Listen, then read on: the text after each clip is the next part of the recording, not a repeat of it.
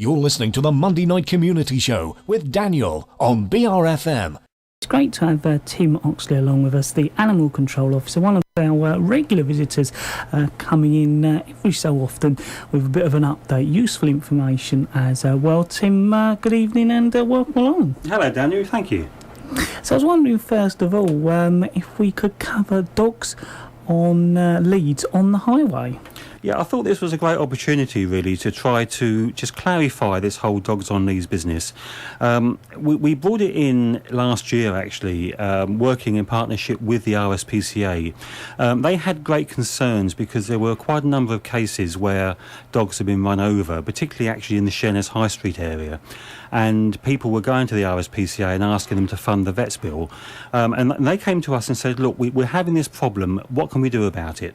And within our dog control orders, we already have in place an order which says dogs have to be on lead by direction, which means if they're not under control, they've got to be on leads. Now, we looked at it and really you cannot say that any dog is 100% under control if it's being walked off a lead on a road. When we say highway, we mean anywhere really where cars go, okay? Now, I know a lot of people say, yes, their dog is very well trained, it responds to all their commands. I mean, my dog is perfect. It's the best dog in the world. Of course it is. It, sits when I tell it to sit, and it moves off the sofa when I tell it to move off the sofa. But, and actually, she walks beside me very, very well when I'm outside. But if she saw a cat, she'd be off like a shot after the cat, and she's then not under control. So I wouldn't dream of walking her on a road without being on a lead. And, it's my job, and I deal with dogs all the time. So I understand that a lot of people think their dogs are very well trained. I would recommend even Pudsey, the dog on Britain's Got Talent last year, walk it on a road, put a lead on it, so that really it just keeps total control. Now, maybe, 999 times out of 1,000, you don't need to worry about it, but it's that one in 1,000th chance that dog's going to do something daft and then get run over. So what we've just said is, if you're walking on the roads, have a dog on a lead. Now, what will happen? If we're out and about, and there's myself, there's the environment wardens, police community support officers, even KCC wardens, if they see you with a dog that's actually not on the lead, they'll just ask you to put the dog on a lead. It's not about fining people, but we can, if you don't comply, we can actually issue a fixed penalty notice for that. But it's more about keeping everyone safe and keeping the dog safe. So the recommendation is go out, enjoy your dog, walk on a lead, walk the dog, but make sure you've got a lead with you and the dog is on the lead. When you get to a nice open space where it's enclosed and safe, then obviously the dog can have a run. But when you're around the town, around the roads, always have it on a lead. What are your recommendations for a safe dog walking, Tim? Well, the way I see it, Daniel, there's probably 3 essentials that you need if you're going to go and enjoy a dog walk. And number 1 is having a dog, which sounds pretty obvious, and it's a slightly light-hearted comment there, but without a dog, it's just a walk. And the reason I've said that is that so often I see people out walking their dogs when they're walking around a park or something. Maybe they're chatting to their friends and they seem oblivious to the fact they've got a dog with them. And so the dog is off somewhere else. Maybe it might be fouling in the corner of the park or doing something. They're busy talking and they're not really enjoying the walk with the dog. So that's the reason I put that part in there. If you're going for a nice walk with your dog, enjoy the fact that you're walking with the dog and also be aware of what that dog's doing all the time. The second and very, very important thing, we've already mentioned about leads, but if you're going to have a lead, you need to have a collar on it, and it is actually a legal requirement to have either a collar or a harness with an identification tag on it. If you don't have that on, you could actually be fined for it. And what we recommend on the tag, just have certainly not the dog's name. Don't do that. Just put on your surname if you want, telephone number and postcode. Okay, so that's enough information for us to be able to find out where the dog comes from. Don't put the dog's name on, because if the dog happens to go missing and someone likes it, they know what the dog's name is, so they'll say, yes, Friday belongs to me, it's not yours. So just postcode, maybe first line of the address if you want, and telephone number. Now, the bonus of that is that if a neighbour or someone in another street finds your dog and it's gone missing, they can contact you direct without contacting us. So it's a quicker way of getting the dog back. And the final and probably most important thing is when you're going for a walk with a dog, make sure that you've got some dog bags with you so that if your dog does mess somewhere, you can clear up. It's not fair on other people, it's not fair on the kids that play in the parks if you don't clear up after the dog, and I will be going more into that a bit later on. So those are the three things: obviously the dog, the lead and collar or harness, and poop bags. Now, you mentioned dogs having a collar and a tag. What about microchipping? Do you still need a tag? Well, currently, yes, you do. The law quite clearly states that if you're walking a dog away from home, it has to have a name tag or an identification tag on it. The microchipping, however, now we fully support microchipping. It is just, to me, a no-brainer. You may have heard in the news that they are bringing it in as a legal requirement in 2016, but we've still got 3 years to go before we get to that stage. Some of the benefits of it: first of all, it's now relatively cheap. We hold various microchipping events throughout the year. Most local vets have special offers. There are independent people that do it. So prices for getting your dog microchipped now range between £10 and £20, which, for the sake of your dog is really nothing. It's a relatively quick process and it's permanent. The microchip, it's the size of a little grain of rice, and it's implanted in between the shoulders in the back of the dog, and it stays there permanently, and it has a special number which is unique to your particular pet. Very good for cats as well, actually. Now, we carry, and anybody in this sort of job, all vets have them as well, we carry scanners with us. So one of the first things we do when we pick up a stray dog is check for a collar and name tag. If it hasn't got that, we will then scan the dog, and that unique number, we phone up a central database, or nowadays with modern things, it's on my phone as well. We put that number in, and it brings up the dog's name and address and where to take it back to with phone numbers. Now, it's worth mentioning, one thing very, very important: if you have your dog microchipped, please update the details as well. There's no point in moving 3 times and not telling the database company you've moved, because then it's as good as not having a chip. But no, very, very good things. But if your dog is chipped, it doesn't mean that you don't have to wear a tag at the moment. So you still need to have the tag, and the chip is just an extra added advantage. I know you wanted to talk about no dogs on the beach during the summer months, Tim. Yeah, this is another one, Daniel, which I think is quite important to explain why it's there for a start. Now, I did mention at the very start about the dogs on leads. These are all part of our dog control orders, which were brought in a few years ago. And the purpose of them isn't to try to restrict dog owners or to be too draconian. It's to try to strike a balance in the community between dog owners enjoying their dogs and people that haven't got dogs not being affected by people that have got dogs. And the no dogs on the beaches is brought in during the summer months, so from the 1st of May right through until the 30th of September. Dogs aren't allowed on the 3 main beaches in certain restricted areas. Now, from Sheerness, it's from where we call Jacob's Point, which is effectively, if you think of where Tesco's is, along to Kay's Casino. Dogs are not allowed on the beaches at all between those summer months, and if they're on the promenade, they have to be kept on leads.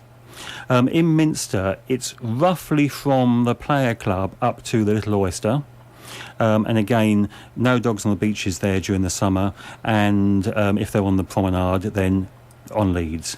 But when you think about it, those 2 areas are really quite small compared to Kay's Casino all the way up to the Player Club. You've got all that stretch of beach in Minster, and then from the Little Oyster all the way up to Warden Point, you've got all that where you can take your dog and enjoy it.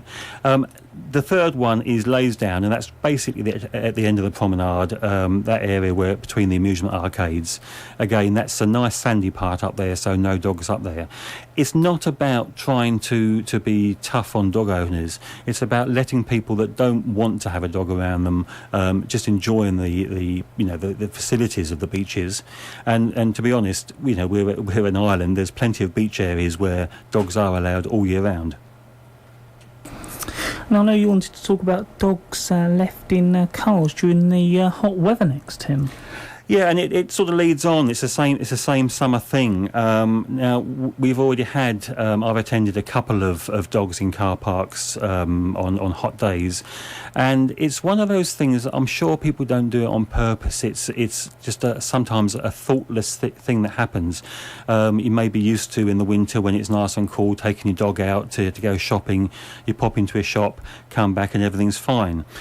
This time of year, even on a day like today where it's been sort of rain and sun, all you need is 20 minutes of sunshine in a car that's locked up, and that's all it takes for a dog to die, because they don't get rid of their body heat in the same way we do. Basically, it's through their tongue by panting, and 20 minutes is all it takes. And if you've ever attended, and I've attended far too many of them, instances where you have to get a dog out of a car is a really, really unpleasant thing. Now, I don't believe anyone ever does it on purpose, but it's one of those things where you think, oh, I'm going to be 5 minutes, I'm going to pop to the post office, the dog's okay. But you meet an old friend in the town, forget you've got the dog with you, have a chat, and then 20 minutes has gone by, you get back to the car, the sun's come out, and there's a tragedy there. So just be sort of mindful of the fact that this time of year it's not worth it. Leave the dog at home, even if you leave a small gap in the window to make it small enough so that your car's secure. That does not give enough airflow for the dog. So this time of year, really, the sun could come out any time. 20 minutes, dog's dead. Sorry. So just don't do it. I know, Tim, next you wanted to cover dog fouling. Well, I don't really want to be honest, Daniel. It's one of those topics that, it comes up every single time I come up here. I bang on about it. And it just staggers me. And I always say this, that it's still a problem.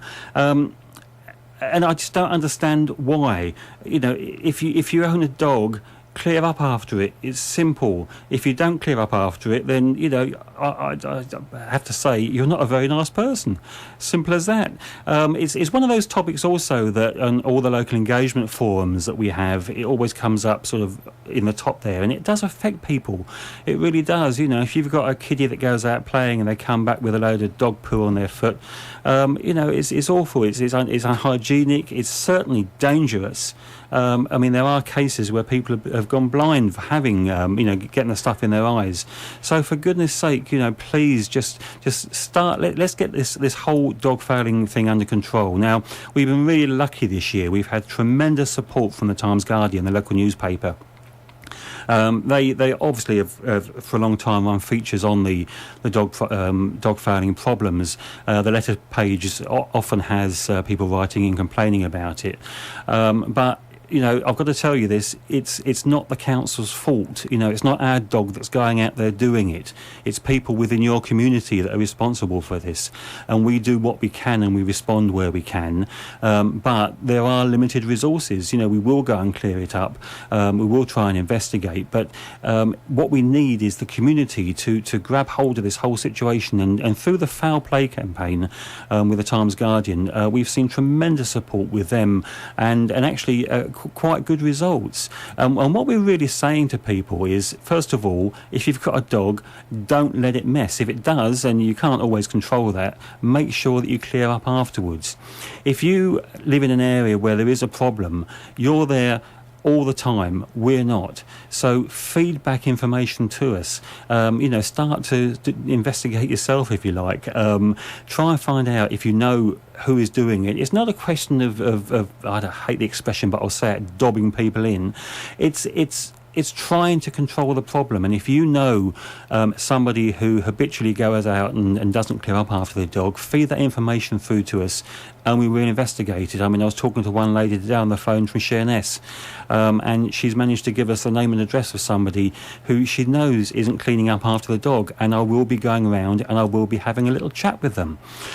So that's really what that's all about. It's just look after the community yourself as well. It's not just about the council, it's about you living there. And let's just get this whole dog fouling problem out of the way for once and for all. So I was hoping you could cover responsible dog ownership next, Tim. And it leads on from it. The whole thing, dogs are wonderful. I love dogs. They're great companions. They're great fun. If you want to own a dog, I'd really recommend it. But before you even think about getting a dog, think about whether you are responsible enough to have a dog. Because and there was a campaign we had a few years ago about dog fouling again, and it was a big picture of a dog, and the wording was, "It's not the dog, it's you." And that is the message. Any problems that we investigate related to dogs is actually not the dog's fault. It's the owners who create the problems. So if you want to get a dog, yeah, highly recommend it. They're great things. You know, I wouldn't be without mine. She's part of the family. But you have to first of all consider, A, can you afford it? B, do you live in an area or in sort of housing that is suitable to have a dog? C, is it fair on the dog if you're working and, you know, let's face it, we all have to work now, but if you're out 14 hours of the day and that dog's left at home, is it fair? Is it fairer? Is that necessarily the right thing to have? Because dogs are pack animals; they need you around, and if you leave them for 14 hours a day, you're not bothered by it because you're at work. But the dog is probably causing a nightmare to the people next door, howling and barking all the time. And all of these problems that we have to deal with, it's all related to just responsible dog ownership. So just take a step back, think about it. It's not your right to own a dog, but it's a dog's right to have a responsible owner. Okay, so just think about it and really think, is it right for me to have one? And Tim, before you go, I was just wondering if you could go over any useful contact details for us. Yeah, okay. I mean, people contact us all the time with various problems, whether it's dog noise or dog fouling, back to that subject, or they've lost their dog. And so just to run through a few of the numbers. If you want to contact us during office hours for any reason, then it is the Sitting Bull number of 01795 417 850. So, for example, you might have lost your dog, or you've got a problem with something that you want to speak to us about. That's the main number to ring. We do have an out-of-hours service. So if you've lost your dog out of office hours, it runs between 5 and 9 in the evening, and 9 and 9 on Saturday and Sunday. So it's all day Saturday, all day Sunday. The only 2 days we don't actually work are Christmas Day, Boxing Day, 3 days, and Easter Sunday. Now, so that's the out-of-hours number, and that number is 07795 237 479. And the other number I think it's worth mentioning, if you have an animal welfare issue, so you're concerned about an animal, it doesn't have to be a dog, it could be any animal that you're concerned about the way it's being kept, or it's got problems, the RSPCA are actually the first port of call for that. They're the agency that lead on that one. And their number is 0300 123 4999. So it's a simple number to remember, 0300 123 4999. Tim, as always, it's great to have you here at the Monday Night Community Show. Thank you once again for coming along. Thanks, Daniel. That's Tim Oxley right here on BRFM on the Monday Night Community Show.